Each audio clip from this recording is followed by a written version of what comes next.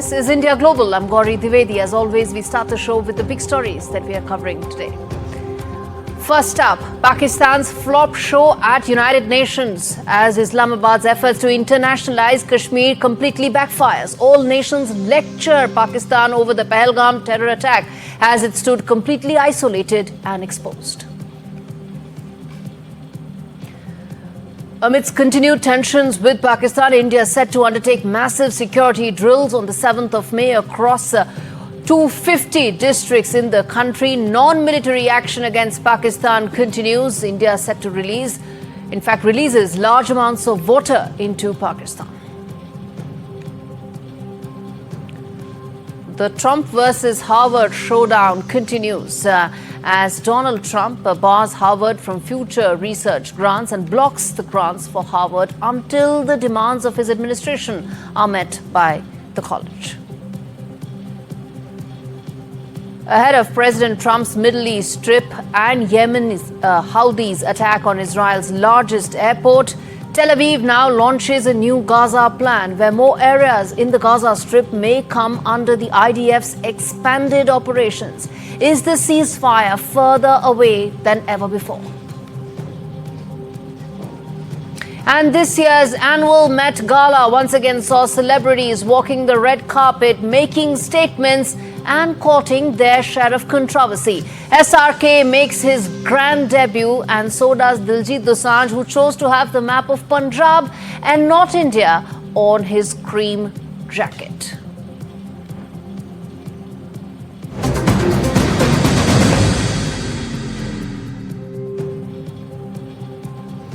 Big story on India Global this Tuesday, viewers. The mask has slipped and the world is watching, and it's not buying Pakistan's denials. At a closed-door meeting, the United Nations Security Council has slammed Islamabad over its alleged role in last month's horrific Pahalgam terror attack that claimed 26 innocent lives, 25 tourists, one local gunned down in cold blood. The name Lashkar-e-Taiba echoes again and again, and this time in global condemnation. Pakistan's efforts to paint it as a false flag operation were flatly rejected, not just by India but by the world. UNSC members raised alarm over Pakistan's dangerous nuclear rhetoric and recent missile tests, calling them nothing but an act of provocation. Before we go any further, listen into what the UN Secretary General Antonio Guterres had to say. We come back and talk more about what is the next steps for New Delhi as Pakistan's lies stand exposed. It stands completely isolated. Tensions between India and Pakistan are at their highest in years. I deeply respect and I am profoundly grateful to the government of people of both countries and their significant contributions to the work of the United Nations, not least UN peacekeeping. And so it pains me to see relations reaching a boiling point. I understand the raw feelings following the awful terror attack in Pahalgam on 22 April. I once again strongly condemn that attack and extend my condolences to the families of the victims. Targeting civilians is unacceptable, and those responsible must be brought to justice through credible lawful means. It is also essential, especially at this critical hour, to avoid a military confrontation that could easily spin out of control. Now is the time for maximum restraint and stepping back from the brink. India has to stand against terrorism there as well. We'll do everything we can in the U.S. to support those efforts. And I think that's all part of this relationship as it develops. The Trump administration clearly understands the importance of that relationship and clearly understands the importance of the threat of terrorism. And so I think if that threat is increased, I think you'll see the administration, my belief is that they will focus more energy and resources and time to help assist with that. That's certainly our hope. So. Pakistan's doublespeak, its sheltering of terror has been completely exposed by India, by the world, at the UNSC. To talk more about what's the larger ramifications from here on and India's successful diplomatic maneuvers, Ruchira Kamboj, India's former permanent representative to the United Nations, joins me live. to talk more about this and unpack this pivotal development. Ms. Kampoji, thank you so much, ma'am, for joining me to talk more about this. Let me start first by asking you in terms of how do you read the failed attempt by Pakistan to try and turn this into a successful PR stunt at the UNSC? Well, thank you, Gauri, and greetings to your viewers. What I would like to say here is that most UN meetings can be judged by outcomes or by support. So let's take a look at both. Was there an outcome to this meeting? Was there an outcome document? Nothing. There was no resolution, certainly. There was no statement. There was no press release. Instead, what happened?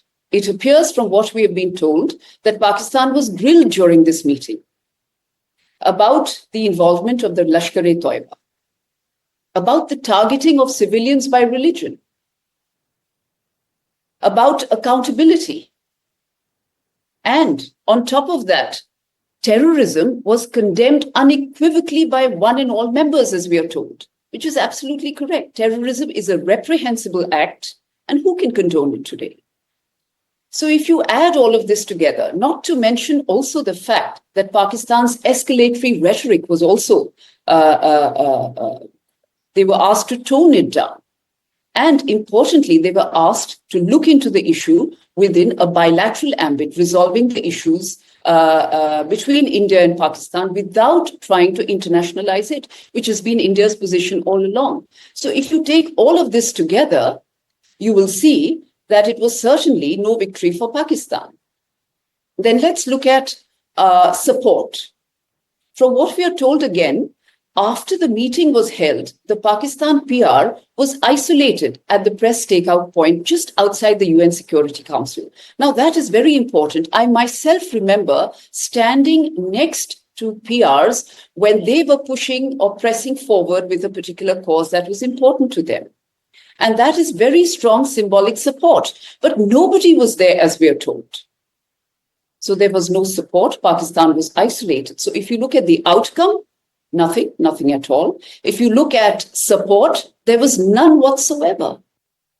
Indeed, there was no support. But Pakistan's repeated failure to gain traction in the UNSC, it reflects the world's recognition, doesn't it, ma'am, that terrorism, proxy warfare emanates from Pakistan?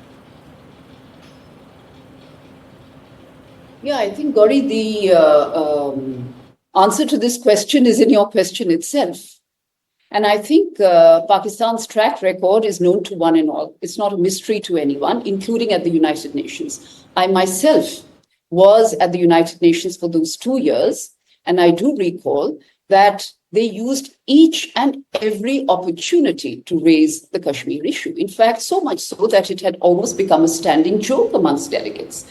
And they were very isolated on this issue. Their rhetoric was always very, very abrasive, very aggressive, and it had nothing to do whatsoever with the issue that was being discussed. So I think repeatedly raising this issue speaks of a certain desperation to me. Performative, theatrical for audiences back home. And repeatedly bringing up an issue, raking an issue without any facts, without any fresh facts, without any frameworks, in fact, I feel is counterproductive.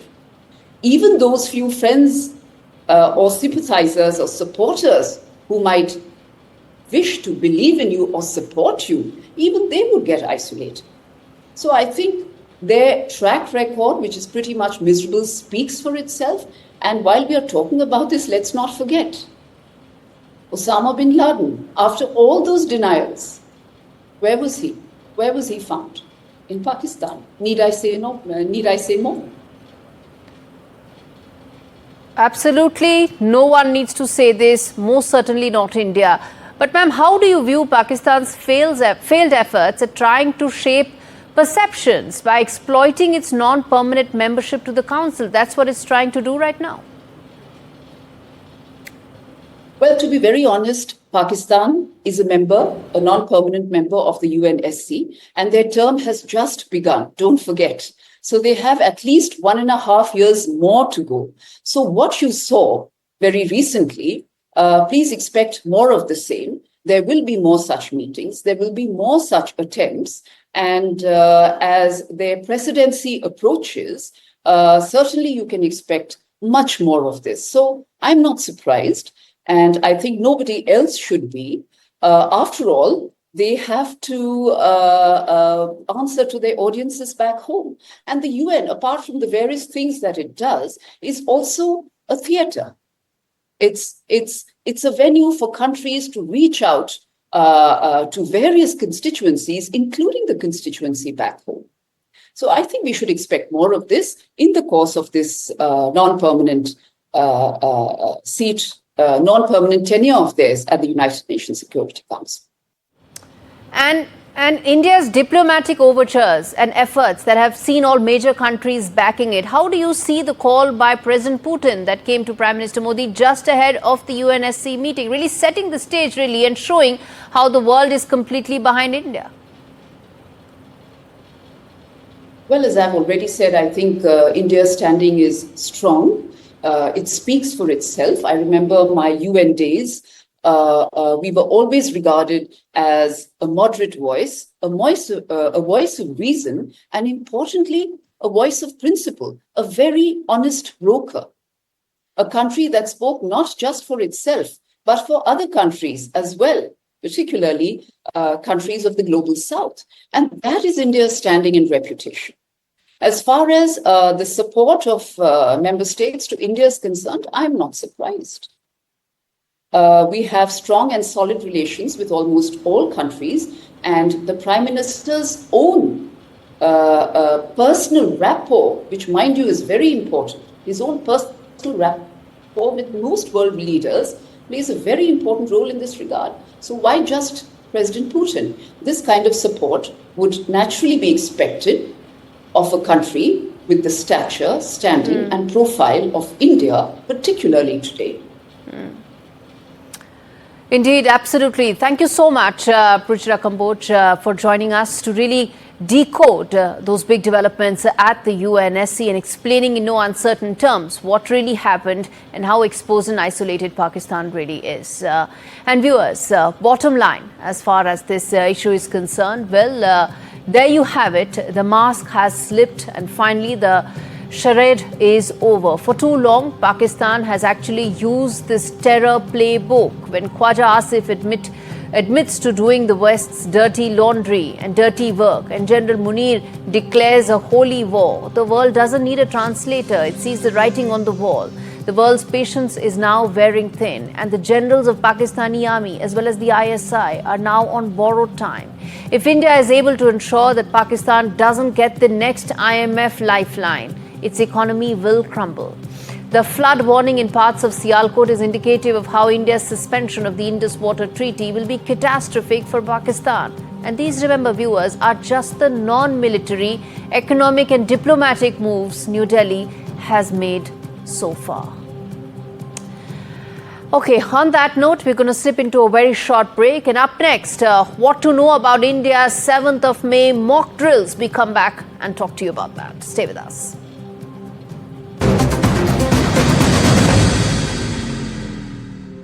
Blackouts, sirens and drills across 244 districts. India isn't just preparing, it is now sending a message. In the aftermath of the Pahalgam massacre, the government has activated the civil defense protocols, not in panic but on purpose and in purpose. While Pakistan shelters terrorists like Lashkar-e-Taiba, peddles false narratives at the UN, India is preparing its people.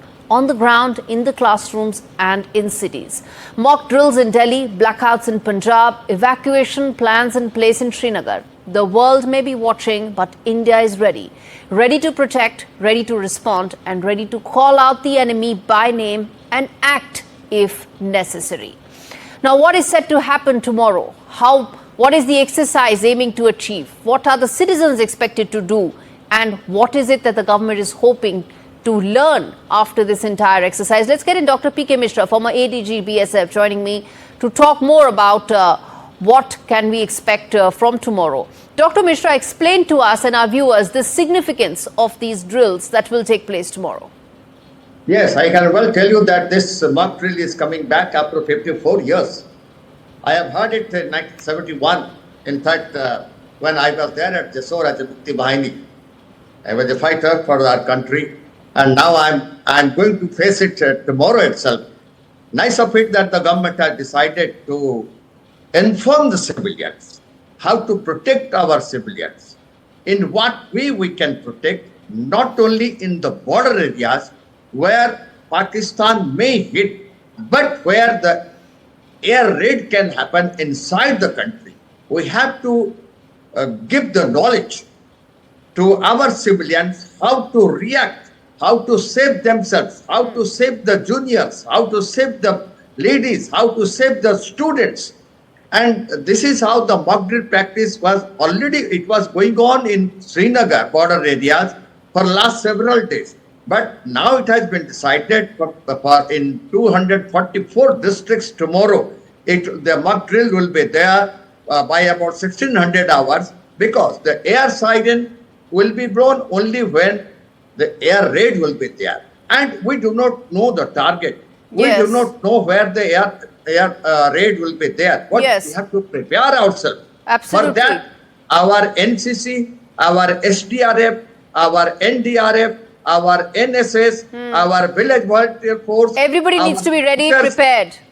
It will be everybody, they are there to teach our students and our civilians how to protect yourself. Dr. Mishra, I want to understand from you, and I'm sure this is something that the viewers would also be wanting to know, that do you think this will be like a series of steps that will take place? Because there's a generation, you mentioned yourself, after half a century this is happening, there's a generation of people who do not know what will happen tomorrow, and will there be series of steps that will happen later on as well?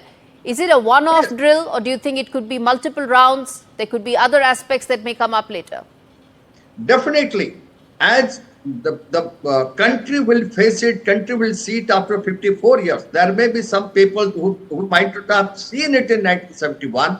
They will be facing it afresh. Though, of course, in Kargil, it was there. It was a skirmishes only in Kashmir, but not all over India. Here what happens, if there will be a war, even if there is a war, the effect will be all over India. So our people, they must be wise enough how to protect themselves, how to save themselves from the air raids. So that is how it has to be taught. It can be only taught if the drills are being prepared, if that is told to them, if the drills can be shown to them also, and if they can practice. There are different ways. If you are there on the field, if you are there in a school, if you are there in a corporate, if you are there in a university, if you are there in an office, how will you prepare yourself, where to go and how to go? How much time you will take to protect yourself, and which That's place the important part. That's the important part. How SDRF, NDRF and NSS, how they will evacuate. Yeah, how will they all, these agencies come together and work together? That's a very important aspect you mentioned, Dr. Mishra. Thank you so much for giving that insight. We're going to come back and revisit this story tomorrow again, simply because this is important. As I said, this is preparation to ensure that the citizens of this country are prepared, not in panic, but in preparation. And that's the reason why it's important to bring out that distinction very clearly. And as India prepares for the mock drills that will take place tomorrow, I'm now turning focus to the neighborhood where in Bangladesh, the three-time Prime Minister of the country, Khaleda Zia, has returned. She has returned to Dhaka, and her party, known to have had a long history of association with Islamist ideology, Zia and her party has also, interestingly, viewers, run out of patience with interim advisor Muhammad Yunus. Zia has sought accountability about the roadmap towards democratic transition, or the lack of it, for Bangladesh. 9 months since Sheikh Hasina's ouster, Nobel laureate Muhammad Yunus, once a global symbol of microfinance and morality, is now leading an interim government that is, well, some would say long on rhetoric and short on results. Elections were promised, dates were floated, but democracy cannot be deferred like debt repayment. The clock is ticking, Bangladesh is watching. Will Yunus deliver democracy or delay it under the guise of even more reforms? The world is asking. Another voice joining that is Khaleda Zia, prominent opposition leader, known for her extreme positions. But in this case, the story is important because we are asking yet another prominent voice in Bangladesh, asking for what many have been talking about long enough: elections. Faisal Mahmood, the Minister of Press at the Bangladesh High Commission in New Delhi, joins me to talk more about this. Faisal, there's yet another voice, a prominent voice in Bangladeshi politics that's joining in the chorus about asking for elections. BNP, in fact, has been very vocal that they're getting impatient, that an election roadmap has not been announced as yet. How do you see Khaleda Zia's return to Bangladesh and its impact on the immediate impact on Bangladeshi politics? Thank you, Gauri. First of all, let me clarify that the interim government has given a time frame from December to June, but they haven't fixed a particular month or particular date yet to hold the elections. Now come to the point of Khaleda Zia's return. Khaleda Zia, she's known as an uncompromising leader. I mean, she had been the prime minister for 3 times, and she's probably the most beloved leaders in Bangladesh's recent history. She's obviously a big force, but I think the mantle of Bangladesh Nationalist Party has already been passed to her son, Tariq Rahman, who is still in London, and he hasn't come back yet. But the demand of BNP to hold an election is getting louder, and for obvious reasons, because BNP is very agitated because they want to know an exact date when it will take place, and the interim government hasn't given them that. But I think since Khaleda Zia has returned and she is now in better health, because before that she has been suffering from a lot of ailments, and she, her political opposition, I mean the Awami League, used to portray her as a terminally ill leader who has plunged into political irrelevance. But it proved that Khaleda Zia is, Khaleda Zia is very much relevant in Bangladesh's current landscape. Because, she's relevant. I'm asking you that exact same question. We are having that conversation for that reason, Faisal. But let me ask you this. That, of course, BNP would think that with Sheikh Hasina's political relevance reduced, she not being part of the landscape right now is going to have a major impact and boost the BNP's chances, which is why they're likely to be impatient. Do you think Khaleda Zia's return to Bangladeshi politics is going to act as a fresh impetus for Mohammad Yunus to announce elections earlier?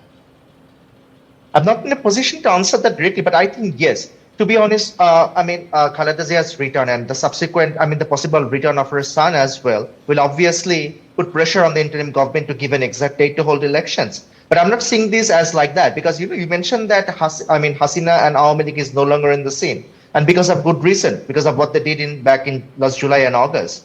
But BNP, yes, if you ask any common citizen in Bangladesh, they'll probably tell you that BNP is the party in waiting, and they'll probably come to power if a free and fair election is taking place. Yes, which is why she wants the elections. Yes, indeed. Yes.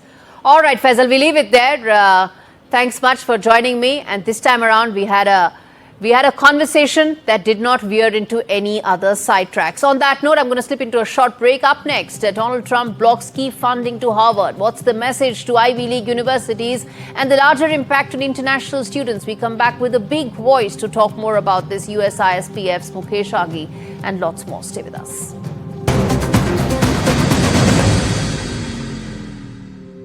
Ivory towers are under fire in the US as the battle between Harvard and Donald Trump explodes into a full-blown standoff.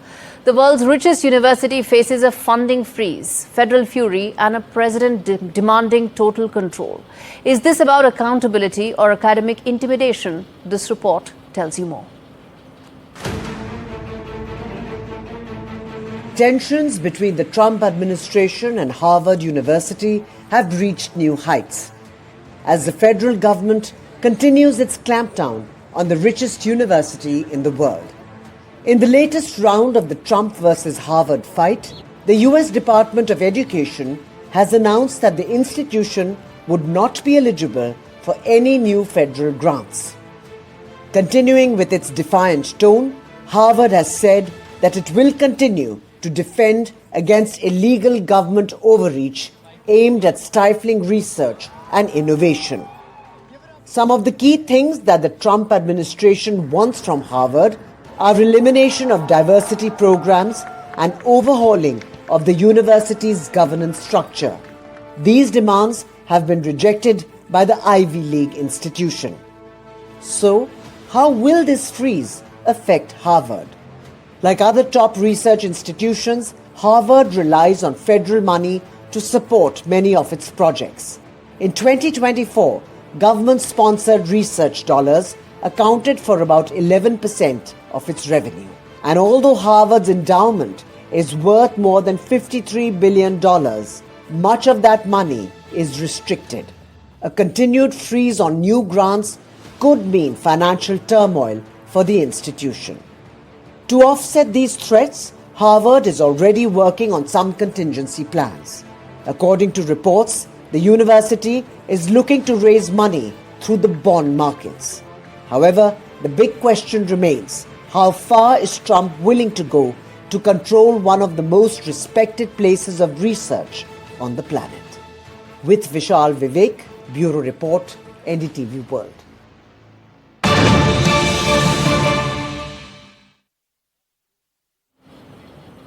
India and the UK on Tuesday have announced a broad trade deal that removes tariffs on a majority of goods and services in a move that could serve as precursor to similar pacts that have been signed between New Delhi and other nations, including the US. Let's quickly now get in my colleague Disha Bakshi to break this down for us in greater detail in terms of the India-UK Free Trade Pact that has just been announced by Prime Minister Modi in terms of the negotiations that have been going on between India and the UK for some time now, and that has finally led to a big breakthrough in terms of the trade talks and trade negotiations that have finally fructified into a trade pact.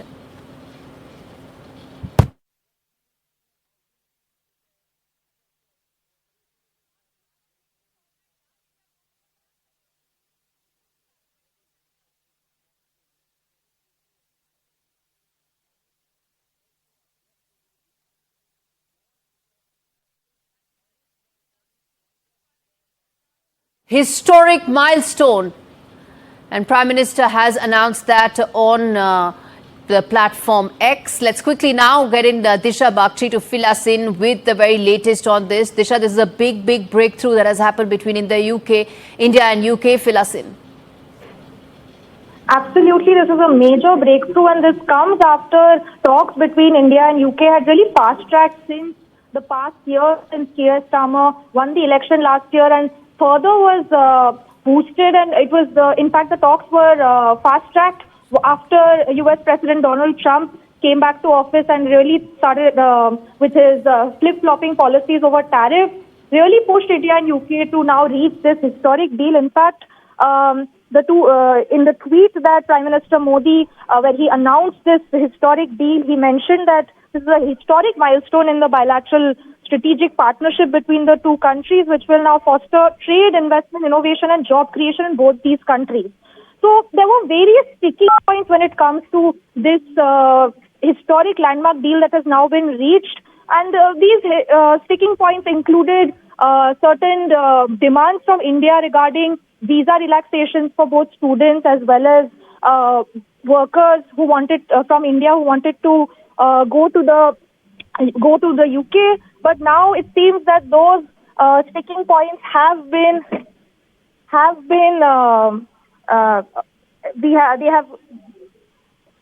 those sticking points have in fact been removed, and now we have reached this historic landmark deal between India and UK. In fact, now it will reduce any trade barriers that existed between the two countries. And in fact, talking about the trade relationship between the two countries, UK is one of the top trading, one of India's top trading partners, and now this deal will open up new avenues of cooperation between the two countries. That is the big story that's coming in right now on India Global. Prime Minister Modi, in a tweet on platform X, announced that this is a historic milestone, and he said that he's looking forward to meeting Prime Minister Keir Starmer in India soon, following an April 28th visit to London by Commerce Minister Piyush Goyal. Both sides have anticipated concluding these trade talks for some time. And in fact, this comes even as, Disha, there's been a lot of back and forth, isn't it, on these trade talks. They have been on again, off again, on again, off again. So to that extent, it sends out a very strong message, doesn't it, that when it comes to trade talks, India is now moving ahead fast and it wants to conclude these deals. And some of the other negotiations may also gather pace now. Absolutely. There was a lot of back and forth between India and UK over the past decade or so. But now with Keir Starmer coming to office and of course the US is continuous flip-flopping when it comes to their tariff policy, really push both countries to get over these sticking points when it comes to tariff rules around whiskey, around automobiles, around pharmaceuticals, of course, the visa demands that India was making. These are some of the various sticking points that were really, there were concerns from both sides regarding how to get over these sticking points. But now with this deal being closed, it is, now we have crossed over and gotten over these sticking points. And in fact, there were various visits by UK trade officials to India over the past couple of months. We saw Jonathan Reynolds in India a couple of months ago, and even Piyush Goyal, our trade minister, was in fact in London just last week. And now we have seen that this landmark deal has been signed. And these are big wins, not for whiskey, for cars, for UK exports such as Scotch whiskey and luxury cars, which were, two of the major sectors that have been hit by Donald Trump's tariffs. Yes. He has in fact imposed 25% auto tariffs on the industry. So now with this deal, it really helps these UK exports, but also India and Indian students who have been facing certain restrictions from UK earlier. All right, Disha, stay with me because I want to quickly now get in Scott Lucas as well to talk more about the impact this has in terms of the larger India-UK relationship, the impact this has on India's trade talks that are also progressing with some of the other countries, and the message it sends out to probably one of the most contentious set of trade negotiations that are taking place, that is with the US as well. But Prime Minister Modi announced it just a day after it seemed that these conversations may take longer. It seemed that there was some sort of a stalling in those negotiations, but I guess it was the intent from the highest office of the land that really pushed these negotiations forward, which is why closure has happened with Prime Minister Modi announcing the same. Bilateral investment agreement, the FTA, and the Social Security Pact, called the Double Contribution Convention Agreement, are essentially the four key aspects that were being discussed between India and UK. Remember, there's also the Carbon Border Adjustment Mechanism, which is to be introduced in about 2 years from now, along with data localization clauses. That was some of the contentious issues between the two sides, India and the UK. All right, let's go back to Disha and talk more about, Disha, there were some critical factors. There were some, I wouldn't say deal breakers because we have a deal in place, but there were some roadblocks, weren't there? And the interesting thing would be to watch out for and identify what really was the final give and take that led to these talks concluding. So, of course, apart from the sticking points that I mentioned, another breaking point was, in fact, the carbon tax. India had certain concerns about UK and its carbon tax, and that was also one of the sticking points that have now been overcome and this deal has been reached. But apart from that, as I mentioned, there were concerns over, of course, India's demands over visa relaxation. And apart from that, of course, UK had certain demands regarding reducing tariffs and import taxes duties that India had. But it seems now these sticking points have been over. In fact, Disha, stay with me because I want to quickly now rope in Scott Lucas as well, who's joining us live to talk more about the impact this has. He's a professor of US international politics, in fact, University of Birmingham in the UK. Professor Lucas, now this is a very important development that has happened, sets the pace in terms of what lies ahead between the India-UK trade relationship and the give and take that would have finally happened leading to these breakthrough in talks. Your first reaction to this news that we are putting out and breaking right now on India Global? My first reaction is that this is a win-win for both India and the UK for slightly different reasons. Although the fundamental is that you try to encourage free trade.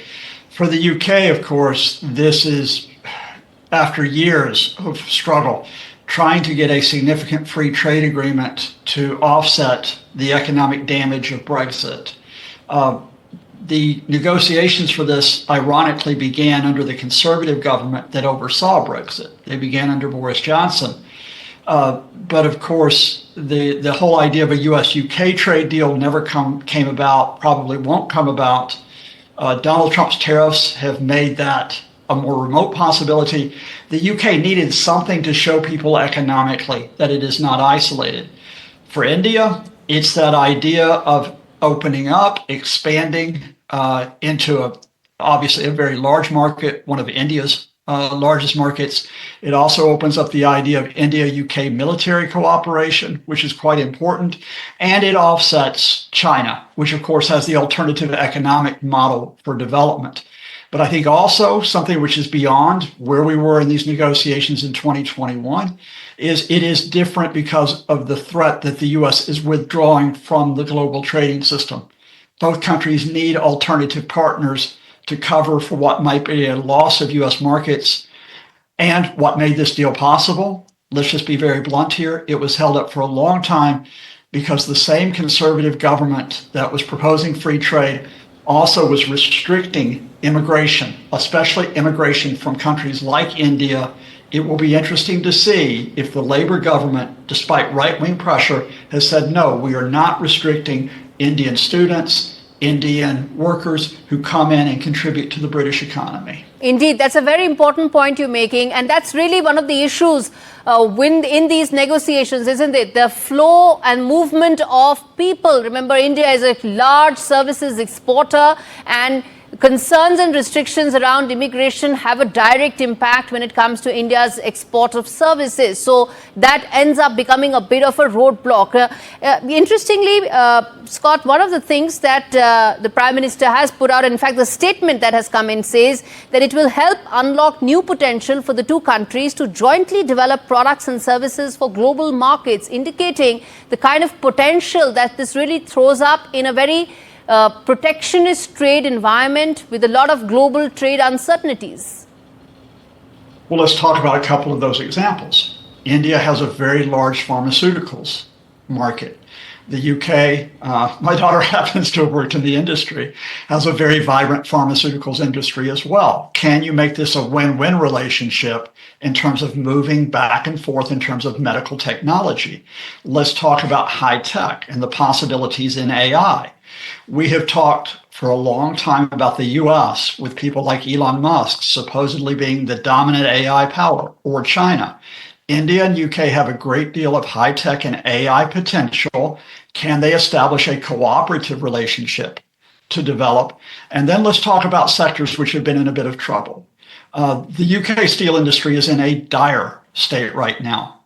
One of its last major steel producers, perhaps its last domestic steel producer, has lost its Chinese owner and has effectively had to be nationalized.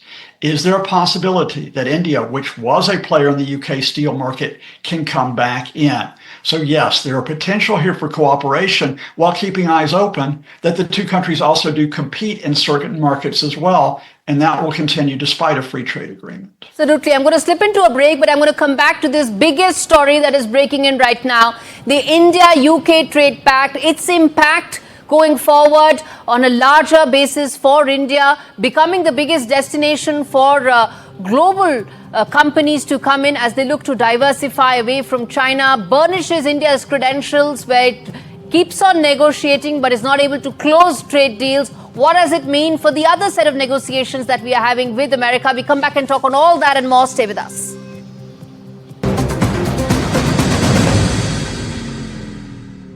Viewers, if you're tuning in right now to India Global, the big story that we are focusing on right now, the India-UK trade pact that has been in talks for not months but years has finally happened. The breakthrough was achieved at the highest political office level between the prime ministers. Prime Minister Modi announced that on social media a short while back. The free trade pact between India and UK is set to act as a major boost for trade and investment between the two countries and will also act as a major driver for investments for India at a time of great global trade uncertainties. It will also mean that India, in fact, two big ramifications of this for India. One, it is a negotiator looking to close deals, something that it hasn't been able to do so in the past, but now it will be viewed as a negotiator looking to close deals. And the second other important fact and the big takeaway before I get in Scott Lucas is that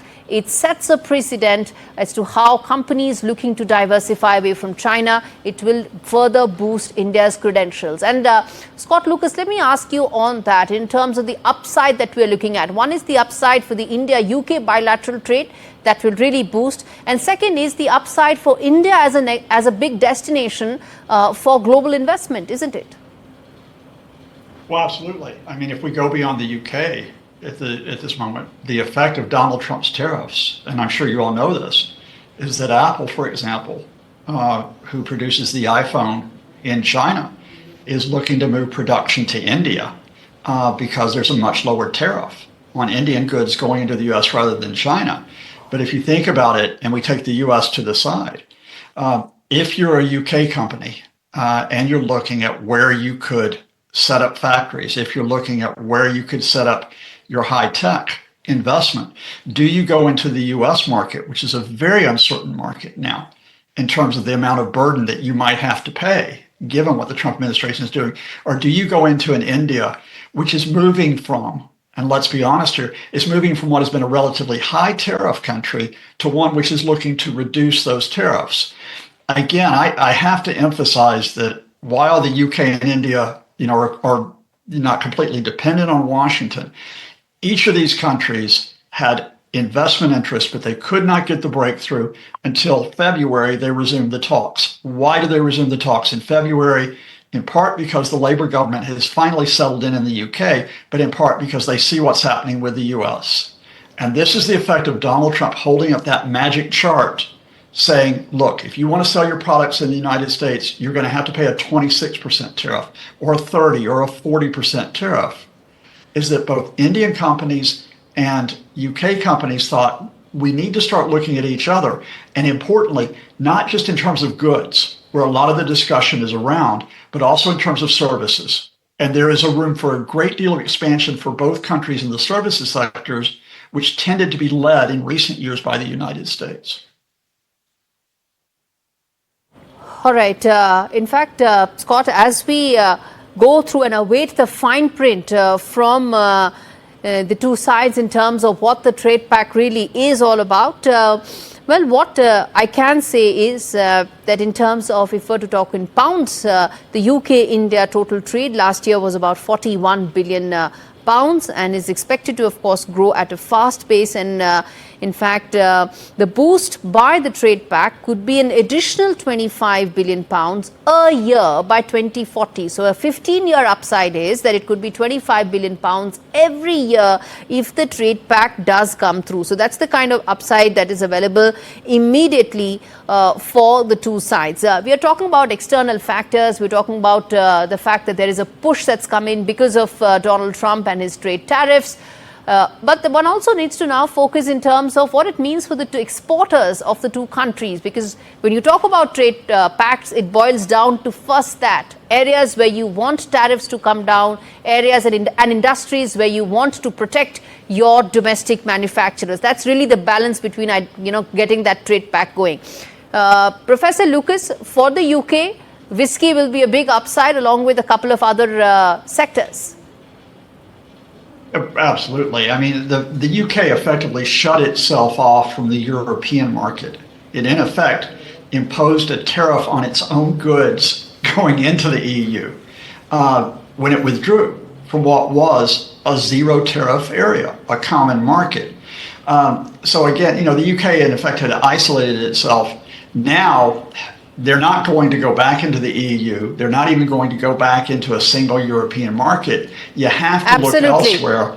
In fact, Scott, stay with us because I want to quickly now get in another important guest joining me as well to talk more about this. His first thoughts Jasper Reed, who's a British entrepreneur, joining us to talk more about what this means for entrepreneurs, for businesses like you, Jasper. What is the kind of potential that you expect for businesses from this trade pact?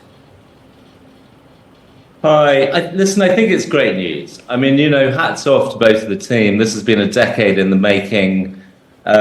These are not easy things to do. So everybody should pause to congratulate themselves. Look, I think here it's a big trading relationship anyway. This is a great signal. It will affect certain sectors. But I think more importantly, in an uncertain world, it's a very, very clear statement strategically of the UK and India becoming ever closer aligned. And in terms of specific sectors where you feel the upside would be more, the potential would be most, Jasper? Well, I think that's well trailed. I mean, I think there are, if you're looking at the movement of people to the UK, I think that will benefit people clearly, and this has been well advertised. UK whiskey exporters will do well. Basically, it pushes down tariffs across a wide range of areas. And I think that's very good news in the sense that historically, India has had high tariff rates. And that's been a barrier to importers into India. Very quickly, I want to ask this to both of you, which is that specifically, the one thing in the statement that stands out is that both countries now will be able to explore areas where they can produce together for global markets. Which are these sectors are we talking about? Are we talking about semiconductors or something more old school? Jasper, to you first. Well, I was writing about this today. In essence, if you take this back to the core competencies in the country, both countries have spectacular research, education, high-end science and tech capability. And I am very, very optimistic that both markets can find ways to work together. Because in the end, there's a whole bunch of needs in Western markets like the UK, and there's a whole bunch of skills and capability in India. So for me, the much, much bigger game is strategic deals where intellectual property, movement of talent, hardcore research in AI, in neuroscience, in quantum. These are fantastic areas. They're much, much bigger than Scotch. Of course, that is the first low-hanging fruit, not so low-hanging for the UK trade negotiators. But definitely there's a huge, huge development that has happened in the India-UK trade talks have finalized. They've led to a trade pact, the first in a series, hopefully, given that there are many other negotiations that are on for India. On that note, completely timed out in this edition of India Global. Thanks so very much for watching.